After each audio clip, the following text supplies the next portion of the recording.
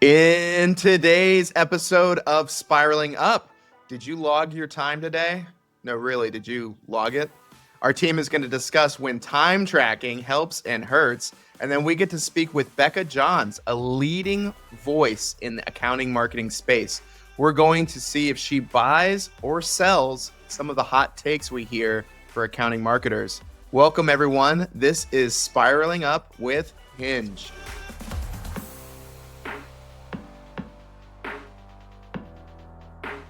Welcome, everyone, to Spiraling Up, the podcast for professional services, marketers, and business leaders. My name is Austin, and I'm joined with my co-hosts, Mary Blanche. How you doing, MB? Doing good. And Joe Pope. Joe, how are you doing today? I'm going to say the same thing as Mary Blanche, doing pretty good. Excellent. Well, welcome to another episode of Spiraling Up. We have a lot to get going, a lot to dig into today.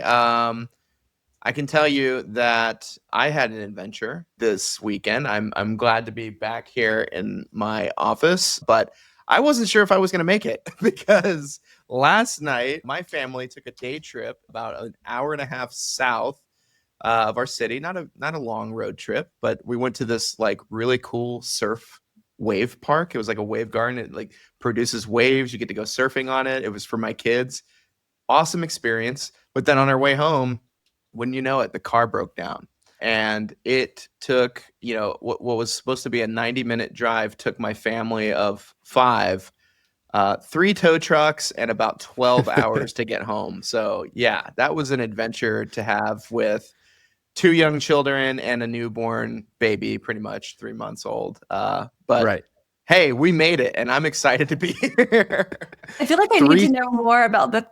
Joe's gonna ask three tow trucks sounds like you set the record for most amount of times a car could break down in one trip. Yeah, well, there's the tow truck that I had to flag down on the side of the highway to take us to a gas station. Then there was the tow truck to get us back to our actual house, and then there was the tow truck to the mechanic. So it was a big adventure of tow trucks and learning how to speak Portuguese about car parts and problems. Yeah, so much good stuff there. Core memory. If you had to power rank the tow trucks, what was the order? Was there a tow truck that stood out? Well, the tow truck that stood out was the first one because when you're getting in a tow truck, I'm like, how are they going to fit like 3 kids and my wife and some of our stuff, like car seat? What does this actually look like? Yeah, no car seats, other than the baby, which she was in one. But like we get into it, of course, anxiety and fear levels were high, and my wife is the primary communicator in Portuguese, and I'm like, okay, so is he taking us, back to our city, back to our house? Where did you tell him to take us? She goes, actually, now that I think about it, I don't think I told him where we live at all. And I'm like, well, then where is he taking us? So that was fun. He took us to a little gas station where we got more help. So nice. It was a little bit of a crazy journey. Not as crazy of a journey as I hope that I'm going to be having next week. Guys, I'm really excited. We're going to be seeing each other at the Association for Accounting Marketing Conference, the annual summit. MB, this is going to be your first time there. It's going to be my first time there. What are you looking forward to? Honestly, I'm looking forward to the 3 of us all being together and getting to record a couple of these in person together. I know we've got a number of these under our belt, but this will be the first time that we're recording a podcast, all 3 in the same room. So I think that's going to be fun, bring some good energy to that event. Yeah, it's exciting because we'll also have the opportunity, being in a live setting, to maybe pull a few folks out of the crowd and join the discussion. We've got a few neat ideas planned as a part of it, and our producer John's actually going to be there separately on his own accord. So really good opportunity for all of us together to make some content magic. Yeah, I mean, and more than that, I mean, just spend time together physically. I mean, I guess that's okay too. Yeah, I think we've all, especially our company, and I'm sure a lot of people can relate to this, but folks that work with companies with more remote work, I mean, I think we are entering like a new era now where it's like, yeah, work from home. We've realized that there's a lot of benefits, especially in terms of like focus and productivity. But especially when you've been working with some of your colleagues for such a long time, as the three of us have, you do kind of feel like, it would be nice to like actually see each other in person again. So it's going to be a long trip for me, but I'm really looking forward to seeing you guys at the conference. I think we're going to have a great time together. Likewise, man. Yep. All right. Well, let's get into this week's pivotal story. I know this one is going to be a fun one, and we've got lots of opinions on it. So, MB, why don't we turn to you now for the pivotal story? All right, guys, I am excited about this one. Today's pivotal story, we're diving into a topic that is beloved by many in the professional services marketing space. Are you ready for it? Time tracking. I can already see the look of disdain on Joe's face right now. But hang with me, okay? So I saw this interesting LinkedIn post this week from Jonathan Stark posing the question, do you believe every minute should be billable? And when you think about it, our world revolves around time, right? So time is fundamental to how we measure costs and value for our clients. And, so many of us, it feels essential, but where do you draw the line? And when does this necessity start to hinder growth? His post goes on to say, he suggests that being too focused on billable hours for pricing could have unintended consequences. Does it discourage efficiency if it means less billable time? Could it limit innovation? So the core of our discussion today is, when is time tracking a vital tool, and when might it be holding us back? Oh boy, where do we start? I mean, Joe, I know personally you love tracking your time, don't you? Big fan. It's pretty much the bane of my existence. Somewhere in there with running out of water in the middle of a pitch, meeting after meeting, 30-minute block meetings after each other. Yeah, it's somewhere in there is timekeeping. I guess I'm more neutral on it. I mean, I understand and I know MB is non-neutral on it, so we're gonna get our take. I'll say I'll give one perspective. So one of the things I do at Hinge with some of our clients is that I work directly with visible experts who are trying to kind of bolster their visibility in the marketplace and therefore bring more visibility to their companies. And I can't tell you how many times I've had this discussion where literally in the middle of a group training or a one-on-one training, the expert will stop and be like, wait, but am I allowed to do this? Like, am I allowed to spend more time networking on LinkedIn? Am I allowed? Because their leadership and what they're hearing kind of reinforced to them very regularly from their company and leadership is about billable utilization, and how if you're not meeting certain thresholds of utilization, then that has consequences for how the business is operating, the health of the company and stuff. But on the flip side of that, there's something there in regards to marketing and like, if these are these non-billable activities, if you're going to be asking experts to be more visible, to contribute to thought leadership content, that could be a real mixed message situation. And I can tell you that most of the visible experts I talk to feel like they're in between a rock and a hard place there. Right. Not necessarily in terms of how they log their time, but the fact that the tracking mechanism itself is sort of, it can be used against them to measure like their effectiveness or how much they're contributing.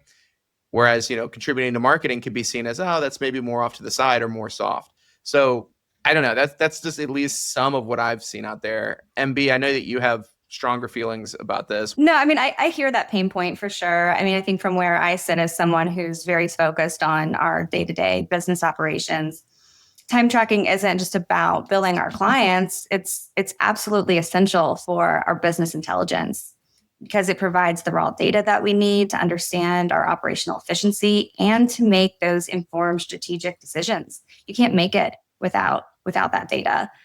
And if you think about it, without accurate time tracking, how do we really know where our resources are being allocated? I mean, we can guess, sure, we can guess, but we can't definitively analyze project profitability. It allows us to see which types of projects are most efficient, where we might be experiencing bottlenecks. It's crucial for capacity planning, and ultimately to see where we're generating the most value for our clients. And then when you look beyond the individual projects, aggregated time data gives us insights into the performance of different service lines, different teams. And then that's where you can start identifying, okay, or we need more training here, or, we need to improve this process over here to get us where we're going.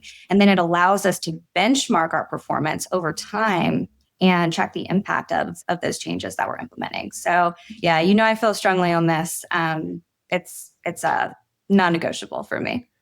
Right. I mean, I hear all of the useful arguments, especially the performance generated ones. I think a lot of that makes a good portion of sense. I think part of the challenge here is that everybody's role is different, right? So let's, from my perspective, I mean, one of the bigger challenges is that making the magic of a sale happen is not something that fits in a linear fashion, and therefore it doesn't break neatly into various buckets.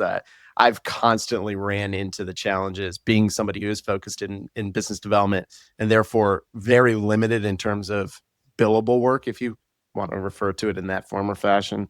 And so, I think there's been times where I've worked at companies in the past where they tried to break up every single piece of a sales cycle into a bucket, and I'd end up with like these 20 tasks that I had supposedly needed to enter at the end of the day. 10 minutes sending emails, 20 minutes doing follow-up, 15 minutes doing proposals. It's just a ludicrous action of like the amount of time that gets spent in something that isn't going to be performance-based. So that isn't necessarily even going to be actionable. I don't think I ever saw a report telling me how maybe we could reduce our proposal time and increase our email time 15% each way.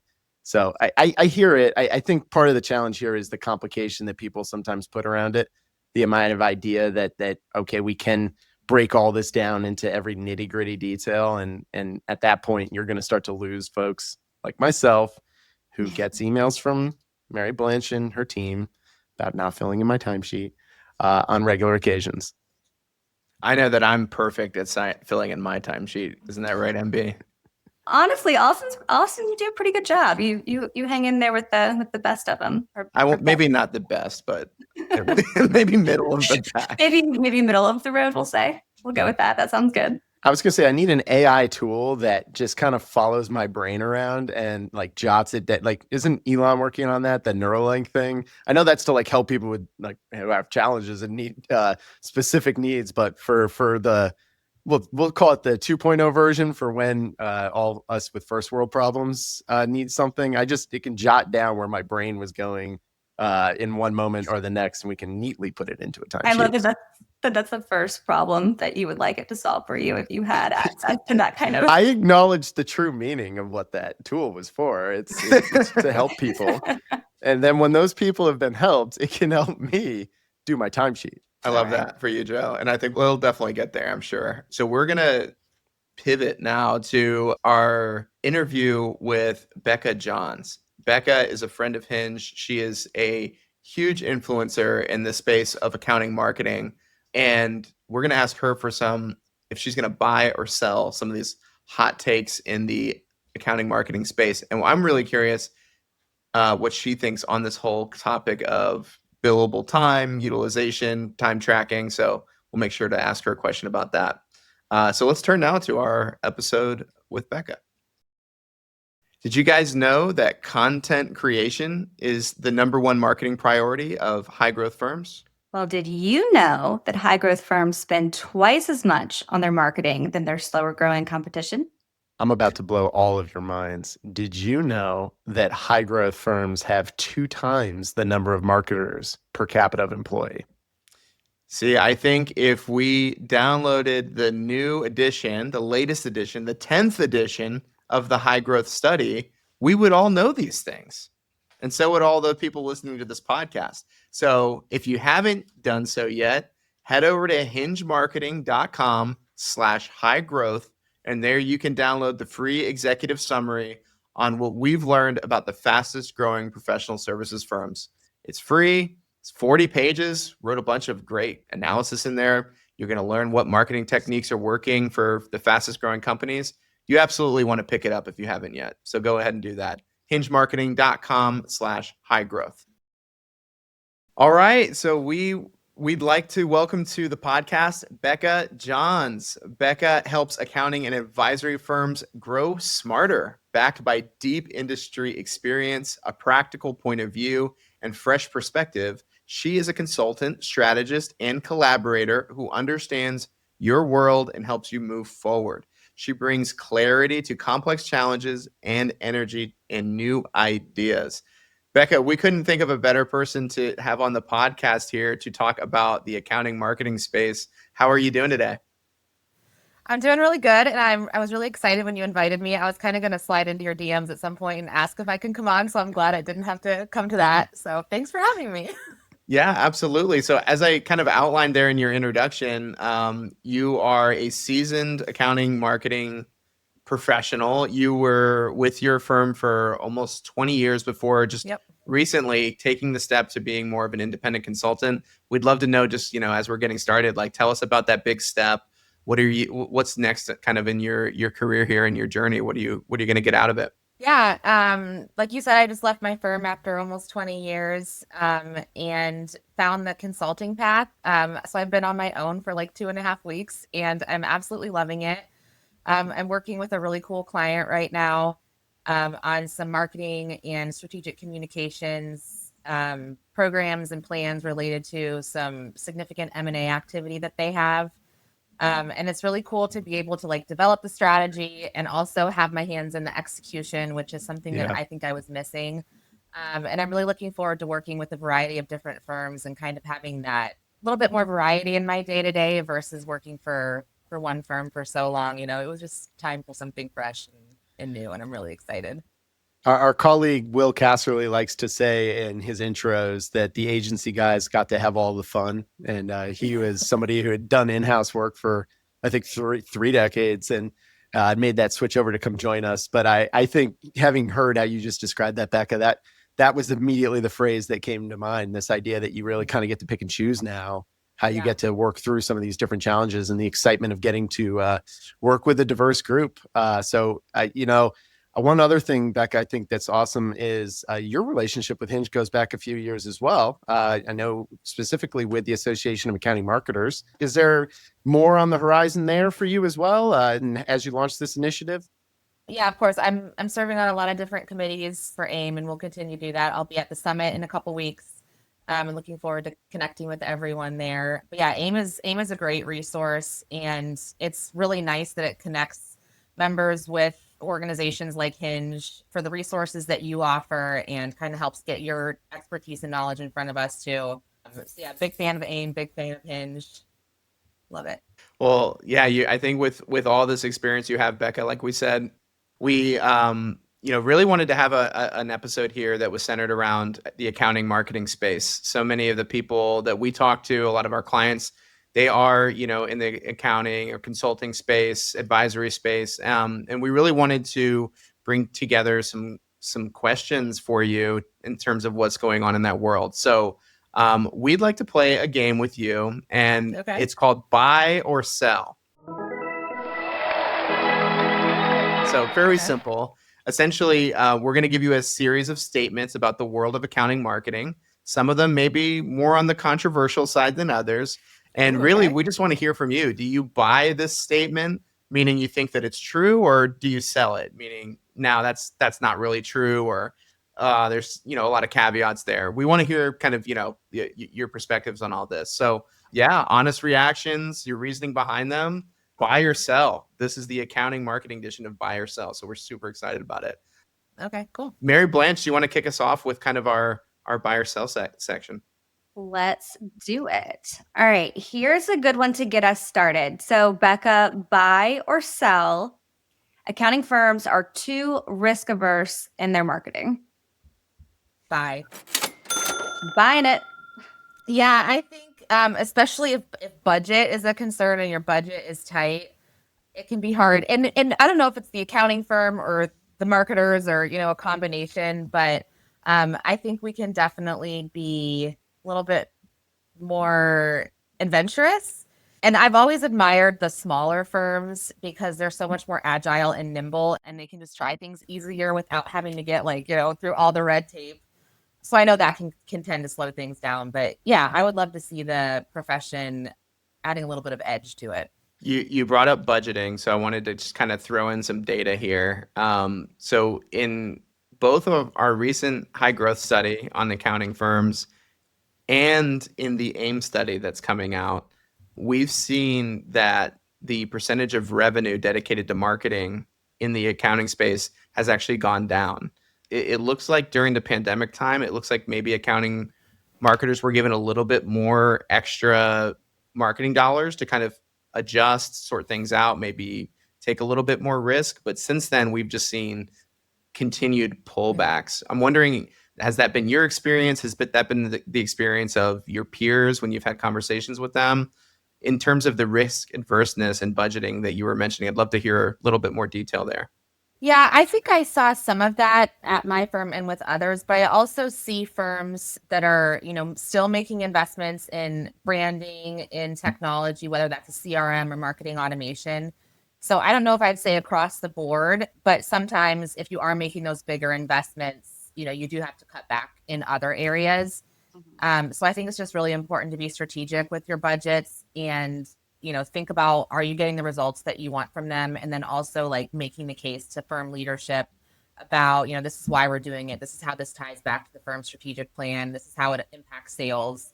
And make sure that you can make that case for yourself. And then if you feel like it's something worth keeping in the budget or worth investing in, that you can sell that. How about when it comes to being risk adverse in terms of the kinds of marketing that goes on at a company, or maybe the some of the techniques that are invested in? Like, we've had experiences working with some of our clients in the space where there's a little bit of an apprehension to do things like video or invest more into things that are maybe more of the top of the marketing funnel, more brand awareness. Like, as you mentioned, there might be some sensitivity there to like marketers feeling like they need to show ROI and demonstrate everything.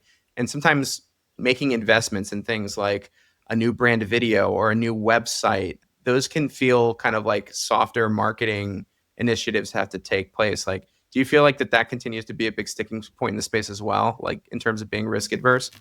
Yeah, I do. I think, especially things that are, if you're just doing like some top of the funnel email campaigns and you already have the software, all that really takes is time to develop it. But for firm leadership, like time is literally money. I've had a sticky note on my bulletin board for probably 20 years that says my competition is the billable hour. And like, really important to remember that like you can just say, oh, it's not going to cost us anything, but they think, oh, that's costing your team's time to build that. And those branding activities are really important to do, but those are the hardest to show ROI on, because the ROI isn't going to be like, oh yeah, we're going to get a new client out of that activity, but it's just getting the name out there and the awareness, which are really important to do. Those can cost money, especially if you're doing something like video or a new website, like you mentioned, but the ROI is so abstract. It's unless you're doing an awareness survey before and after, there's really no way to measure how effective it was. So there has to be a level of trust there with your marketing team to be able to not only try things but also be able to measure whether they're successful. And sometimes that's just a gut reaction. Is that worth our time and the money that we're spending on it? Do we think we're reaching the right people? So I think you have to be kind of honest with yourself too, and be willing to make those hard decisions where it's like, yeah, that's fun to do. I like doing that, but we could probably be spending that time or those dollars better. Becca, I think you just made the perfect segue into our second buy or sell. So I'm going for it. Buy or sell, it is impossible to accurately measure the ROI of marketing for accounting firms. Impossible. I think I'm going to sell that one. I think you can measure ROI. Again, it's not always like this event got us X dollars in revenue. But I know a lot of firms are starting to measure marketing influence revenue, where it might not say, we landed this client because they attended this event. But when you look at a new client that you acquired, what were the marketing touches that they had before that? And so, is it impossible? No, you can measure certain things. But I also don't think that you should rely solely on those ROI metrics. We actually pulled that one specifically from doing some search online where people are just complaining and talking towards some of these challenges. And actually ROI has been a reoccurring topic on this podcast already, a couple episodes in.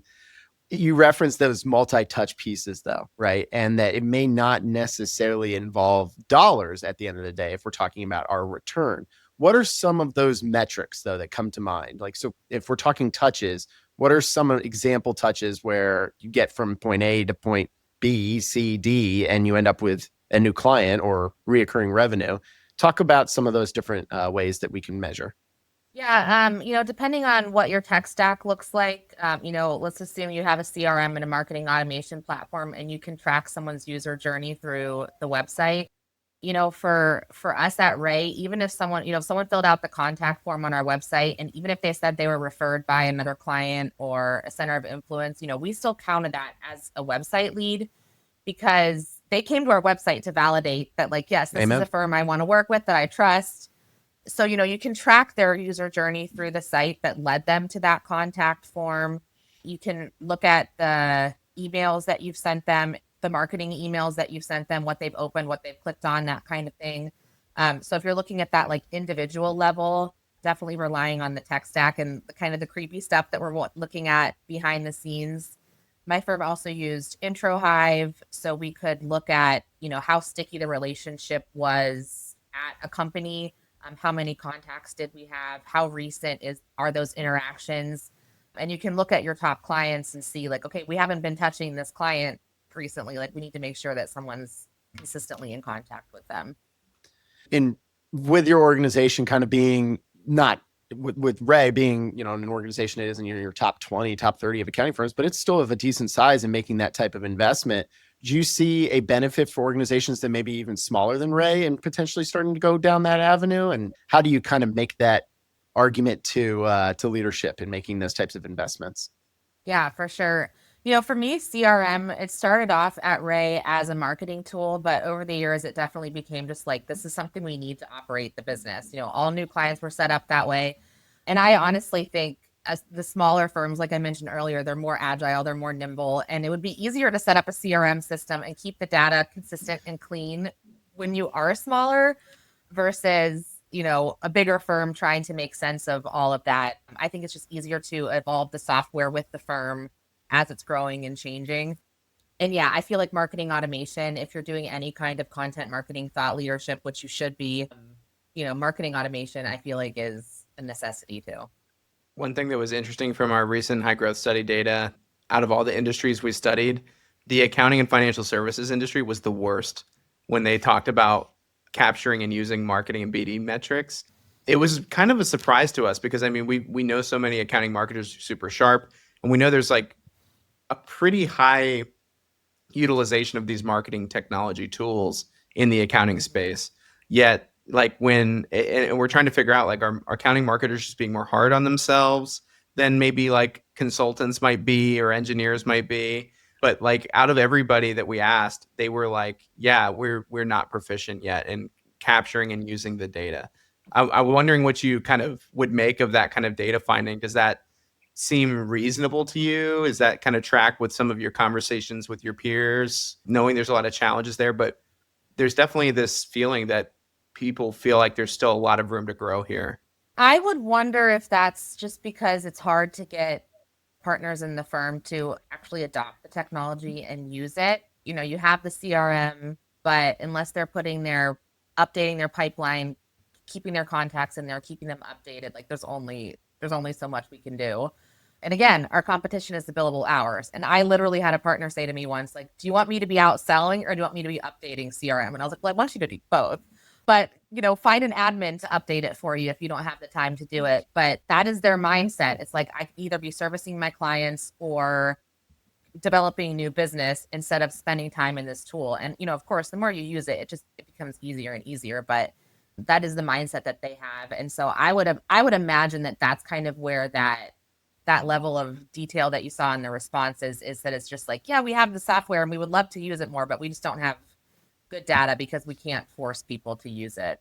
Okay, so I love this for us because you just gave us a really good segue into our next buyer sell question. Yeah, We did not I give I don't know Becca if you're the gonna props ask. before. Yeah. it's awesome. All right. Buy or sell, the expert practitioners within your firm should spend no less than 90% of their time on billable work. Oh, sell. They need to be I mean, billable work is important, of course, but 90% is that I feel like that's a really unrealistic target to hit, to be 90% billable. When you think about all the other things that we're asking them to do, developing team members that are below them, developing new business, meeting with referral sources and centers of influence, all the administrative stuff, CRM, that kind of thing, I think 90% is pretty unattainable. Out of curiosity, what is a more common split between billable and non-billable? I don't know if I have a number. I think it really depends on the person and what their strengths are. If you have someone that just wants to be heads down and doing client work, maybe it is closer to 90%.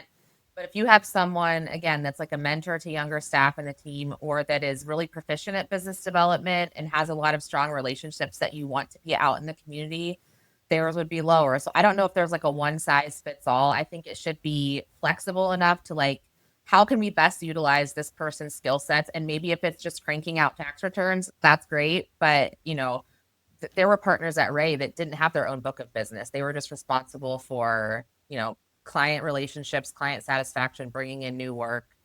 So their billable target was obviously much, much lower.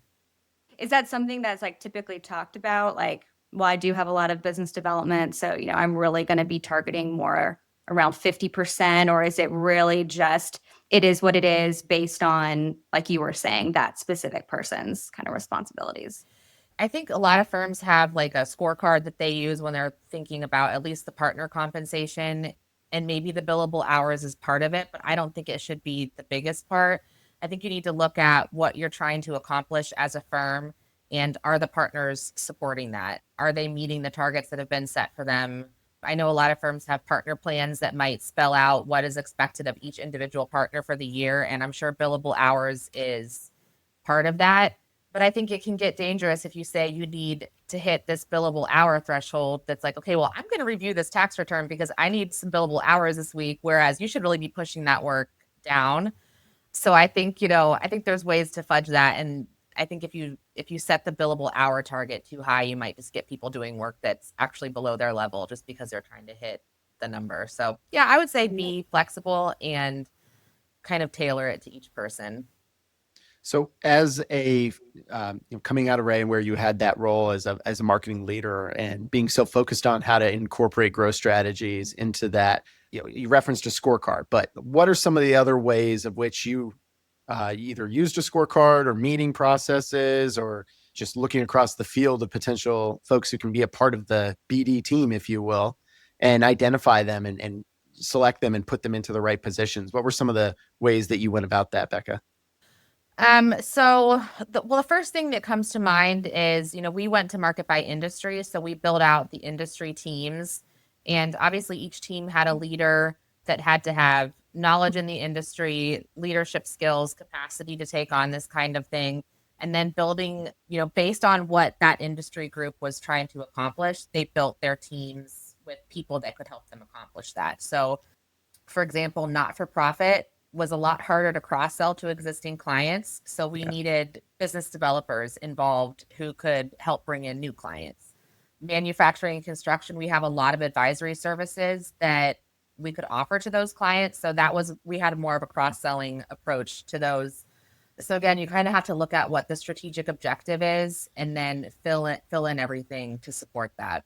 And I hear you describing this, and the only thing that can come to mind is the death of the rainmaker, right? Because you're discussing multiple different approaches, of which, depending on industries or depending on various challenges that might exist, that you need this team that can support it in different lenses. And so then you go back to that discussion about billable percentages and so forth. If you need a team, then you need bodies across that team that can be able to act upon that. And that's not necessarily billable work, right? So I think that supports that argument, really. For sure. Yep. All right, I'm going to switch gears a little bit, shift gears, I should say, with this next question. Marketing plays a critical role in the success of mergers and acquisitions, but it's often an afterthought. Buy or sell?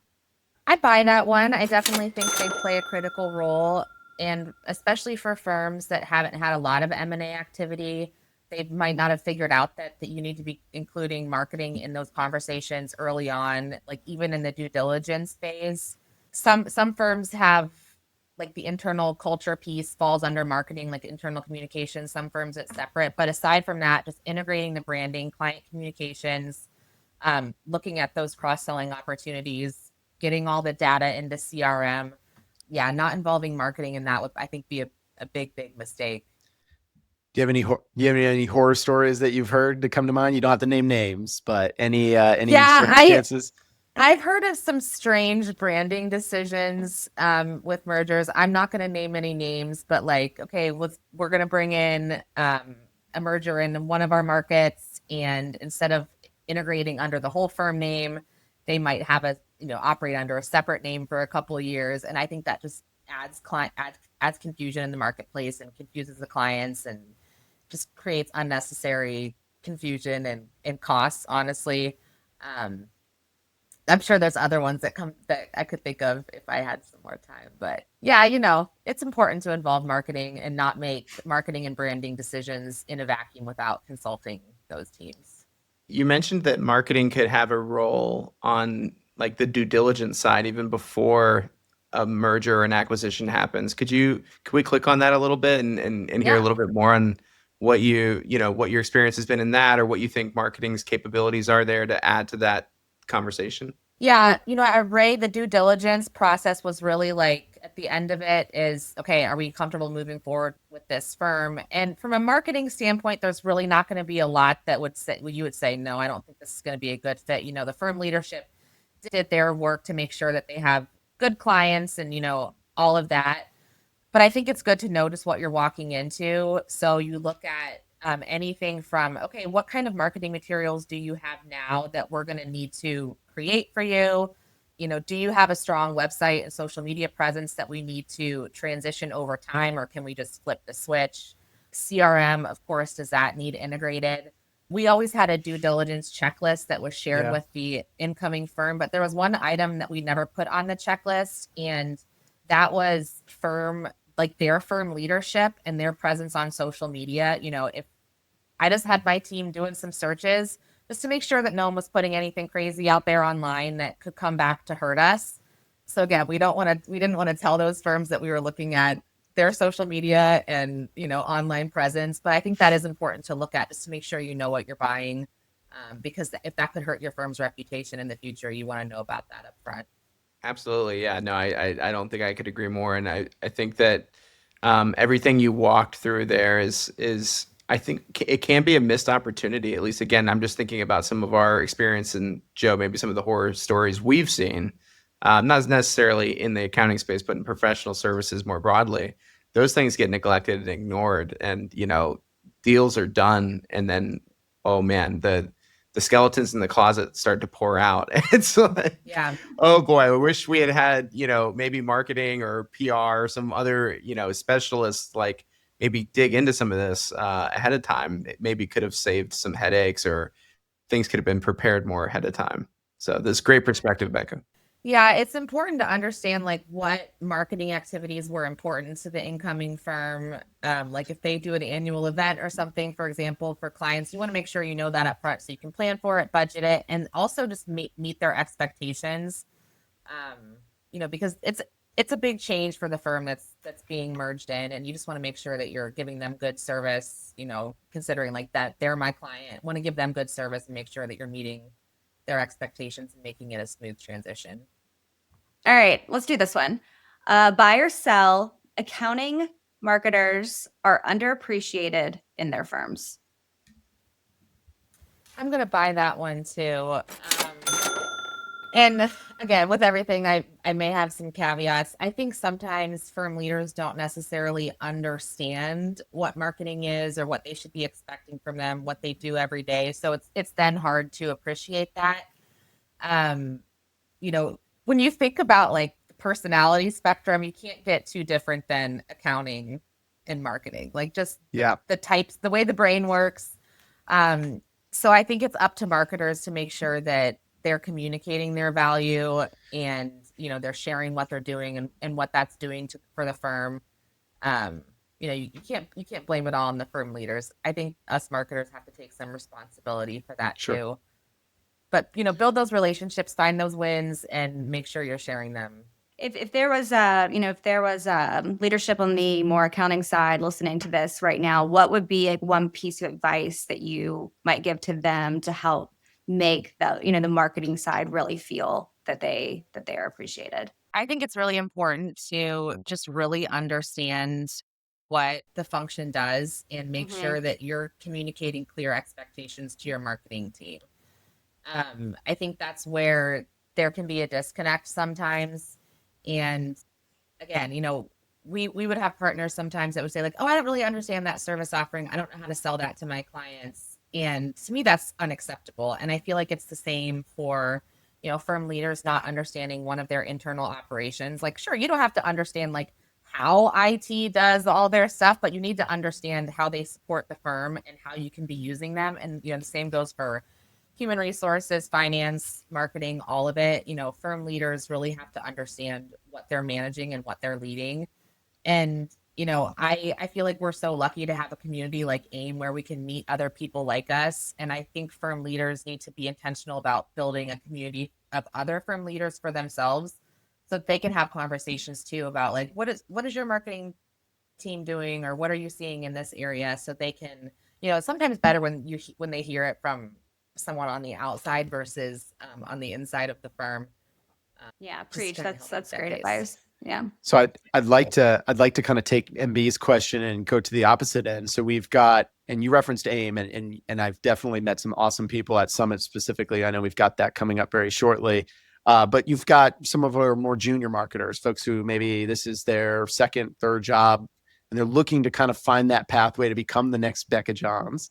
What are some of the ways that you would recommend that they can advocate for themselves in addition to potentially joining a group like AIM? Again, I feel like the best way is to kind of build your army slowly. And of course that includes outside of the firm, but inside the firm too. It can be intimidating. It can be hard for a new marketer if you're going to talk to all these different partners and try to prove your worth. But if you have some small wins with a couple partners, you can get them on board with you and work with the people that want to work with you and that believe in what you're doing and are excited to work with you. And that can kind of just snowball. And those partners can advocate for you too. And I think it's also really important to have individual conversations with partners. Again, not only that are leaders in the firm, but just the partners that you feel like you click with about what issues they're seeing in the firm and how they think you can help. How can I help you build your practice? Make sure that you have a good understanding of this firm's strategic plan. And if the firm doesn't have a strategic plan, like make noise about that until they have one, because you can't be successful if there's no clear direction for you to go in. I hear you, Becca, and it's interesting. I as you were talking, I'm thinking to myself, across professional services, I think that advice rings true in pretty much every industry. I'm thinking, okay, with somebody who's coming up in the architectural community or working on a construction organization, junior level marketer, hearing those pieces that resonates. That's the type of advice which can lead to somebody really creating good advocacy behind their own career. And I mean, one of our goals when we launched this podcast was to speak to different folks at different stages. So I appreciate you providing that insight. This has been such a great conversation. I'm wondering if Becca, you'd be up for a little bit of a lightning round to kind of round out our conversation. Would you be up for a lightning round? Yep. So I need to cut the commentary is what you're saying? No. Give us, still give us a little something. Give us hot takes, but 30 seconds. Yeah. Okay. Maybe some shorter takes. We'll get producer John here to throw some lightning sounds in here or some music and make it. That's the clock. Yeah. Yeah. We got a big special effects budget for this podcast. It's great. So yeah, why don't we do it? Lightning round, MB. All right, let's do it. So, Becca, accounting firms should organize their marketing functions to focus on account expansion rather than new client acquisition. Oh, I feel like it has to be a balance. I don't know what the option is for like both, but what is the word for not buy or sell? Yeah. Hold it. Loan. Loan, yeah. 100%. All right, then moving to the next one, since this is a lightning round. Accounting firms should avoid developing personal brands because they could eventually leave the firm. So. All right, social media is the most important channel for accounting marketers. So. What would your thought be if you had to name one right off the top? Oh gosh. I don't know if I could name just one off the top, but social media wouldn't be, if I had to cut something, social media, it's good brand awareness. It's good for employer branding especially, but that's not where the magic's happening. Cool. All right, I'm going to keep it moving. Getting your team members to support marketing efforts is easy peasy. So. Surprise. I'm shocked that you said that. Yeah. Yeah. Can you tell us a little bit why is it so challenging? It's, for some people, they've just never done it. They think of marketing as sales. And, for some people that's scary. It's hard to get them from out behind their desk. Sometimes they really are working with some charge hour goals that they need to hit. There's a million different reasons, but there will be people that, that really shine at it and love it. And again, those are the people that you should take from good to great instead of trying to get people on the bus all the time. That's good. That's a good one-liner. I like that. Yep. Yeah, mic drop. Producer John, clip. Yeah. Okay, last one. Digital marketing can never replace the lead potential of word of mouth referrals. Buy or sell? I buy that. Yeah. I mean, you want to, if there's someone that's already vetted a firm or an offering for you, that takes a lot of the guesswork out. So I think those referrals are important. I do think as younger generations take power in companies, we're going to see that shifting. They are buying more online, but at least for now, and I know it also kind of takes a while to hit the Midwest where I am. So at least for now, word of mouth is still really important. All right. Well, congratulations. You made it through the lightning round and all the buy and sell questions. Yay. That was great. Yeah. Well, Becca, we can't thank you enough for coming on the podcast again. You've got so many great insights to share with us and so much experience. Where can people learn more about what you're doing now? And if they wanted to get in touch with you, how would they do that? I think LinkedIn's the best way right now. I'm still kind of building up my website, but you can find me on LinkedIn at Becca Johns. My email is becca@beccajohns.com. I'm staying on top of my inbox a lot better these days. So I'd love to connect with anybody and just hear what's going on in your firm. And even if there's nothing I can help with, I still just love connecting with people and learning what's going on. Great. Well, we will encourage all of our listeners to go do that. Go connect with Becca on LinkedIn. Connect with Joe, myself, and Mary Blanche as well. And if anyone has questions about our podcast, you can always email us feedback, questions, concerns, comments, all of the above at podcast@hingemarketing.com. Like the videos, subscribe, leave us a review. All your feedback is really appreciated. All of your support's really appreciated. This has been another episode of Spiraling Up. Again, for Becca, Joe, myself, Mary Blanche. Thank you for listening, and we'll see you on the next one. Take care, everybody. Thank you.